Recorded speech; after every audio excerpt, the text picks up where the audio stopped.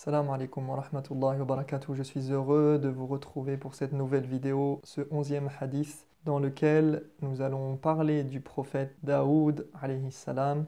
Je vous en dis un tout petit peu plus dans quelques instants. Restez avec nous. À tout de suite. لباس التقى خير الملابس كلها وأبهى لباسا في الوجود وأجمل. Le hadith que je vous propose de voir aujourd'hui, c'est le hadith de Abdullah ibn Amr ibn al-As qui nous dit عن عبد الله بن عمرو بن العاص رضي الله عنه قال أخبر النبي صلى الله عليه وسلم أني أقول والله لأصومن النهار ولأقومن الليل ما عشت فقال رسول الله صلى الله عليه وسلم أنت الذي تقول ذلك فقلت له قد قلته بأبي أنت وأمي يا رسول الله قال فإنك لا تستطيع ذلك فصم وأفطر ونم وقم وصم من الشهر 3 أيام فإن الحسنة بعشر أمثالها وذلك مثل صيام الدهر قلت فإني أطيق أفضل من ذلك قال فصم يوما وأفطر يومين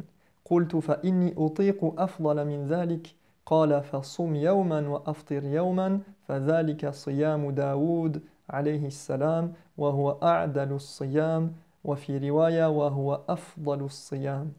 Abdullah ibn Amr ibn al-As radiallahu anhu raconte: le prophète sallallahu alayhi wa sallam a eu vent du fait que j'avais juré de jeûner sans interruption et de veiller en prière toutes mes nuits jusqu'à ma mort. Et il m'a demandé: est-ce toi qui dis cela? Oui, effectivement, répondis-je, je sacrifierai père et mère pour toi, ya Rasulallah. Car tu sais, continua le prophète sallallahu alayhi wa sallam, tu ne pourras pas tenir le rythme, jeûne plutôt de temps en temps et veille en prière de temps en temps.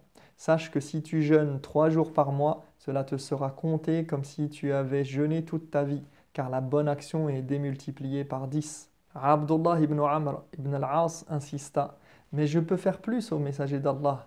Dans ce cas, lui dit le prophète sallallahu alayhi wa sallam, jeûne 1 jour sur 3.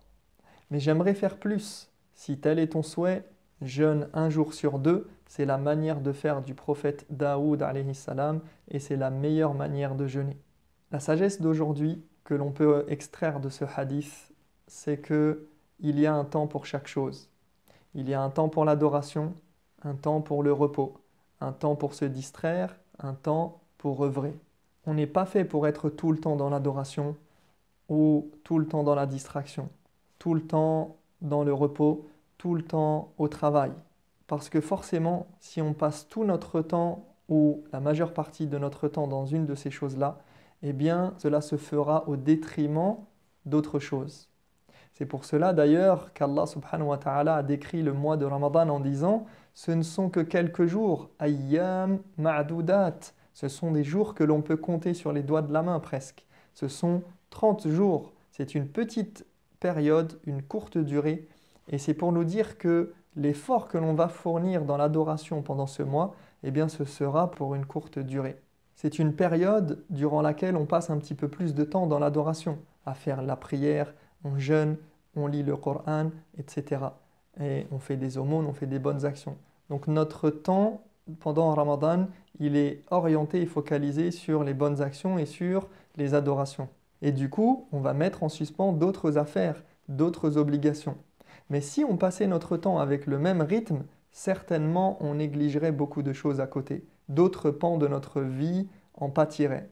Des fois, après Ramadan, pour s'encourager mutuellement, vous entendez certains discours où on vous dit « Man kana ya'budu Ramadan fa inna Ramadan qad inqada wa man kana ya'budu Allah fa inna Allah hayyun la yamut » Celui qui a adoré Allah pendant Ramadan, qu'il sache que si Ramadan est parti, Allah, lui, est le vivant qui ne meurt jamais. Sauf que ceci est une erreur parce que, justement, Allah subhanahu wa ta'ala, il a voulu que ce soit une période courte, une période particulière dans laquelle nous allons fournir tous nos efforts pour que le reste de l'année, nous puissions un petit peu lever le pied et que cet effort que nous avons fait pendant tout un mois, eh bien, il puisse rayonner tout au long de l'année.